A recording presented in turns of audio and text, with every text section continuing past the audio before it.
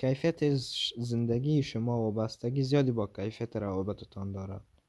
روابطتان با ارباب رجوع، با شرکت هایی که برایتان کالاهای مربوط به شغلتان را تهیه می کنند، با کسانی که دوستشان دارید و با خودتان. این یک خیلی مهم است.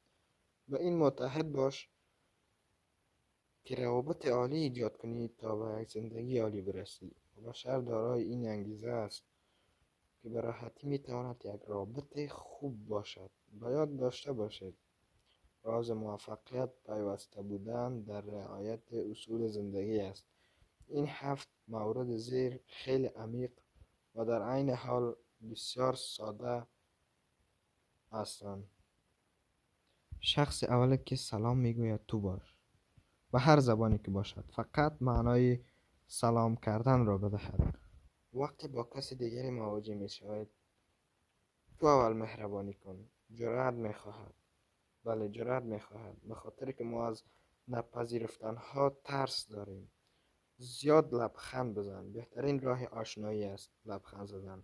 به خاطر داشته باش که ما همیشه در چند دقیقه اول دیدار تاثیر می گذاریم. مردم را به اسم خطاب کن. این مورد خیلی مهم است. نشان می‌دهد که شما اهمیت می‌دهید و به اسم خطاب کردن نشانه احترام است. در هنگام صحبت با مردم در چشمانشان نگاه کن. شنونده باش با استانداردهای جهانی. اگر این موضوع را درست درک کنی، قهرمان روابط محسوب می‌شوی. بیشتر مردم زیاد گوش نمی‌دهند.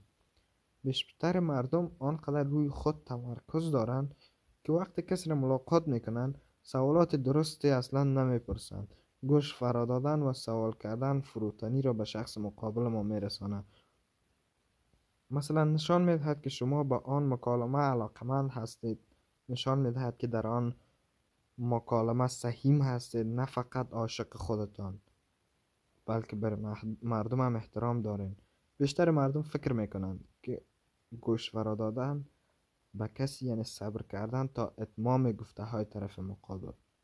ولی از مردم تعریف کنید، ولی با صداقت و خلوص نیت. ستایش کردن از مردم رایگان است، خرچی ندارد. فرصت ندهید شانس تعریف کردن و بالا بردن طرف مقابل از دستتان برود. در محل کار، در خانه، این روش در آنها بهترین حس را ایجاد و در مقابلش بهترین حس را به شما منتقل می کند. وقتی مردم را ترک می کنید مطمئن شوید که احساس بهتری در آنها ایجاد کرده اید. رفتارمان با همه مثل هم باشد، یکسان باشد. رفتار ما قسم باشه که همیشه شریفند. ما با او بفهمانیم که همیشه شریف هستند. با همه این گونه رفتار کنید. من از آن شخص ترس دارم که با من به خوبی رفتار میکنند، ولی با یک گارسون یا پیش خدمت رستوران بیادبانه رفتار میکنند. زیرا در اعمال او ما هیچ کدام ثبات و مداومت نمیبینم. بله، 7 اصل مذکور خیلی ساده اند. این اصول را تمرین کن تا سریعتر از آنچه فکرش را میکردی به قله سعادتت برسی. شکوه عالی بودن از تسلط بر اصول سرچشمه میگیرد.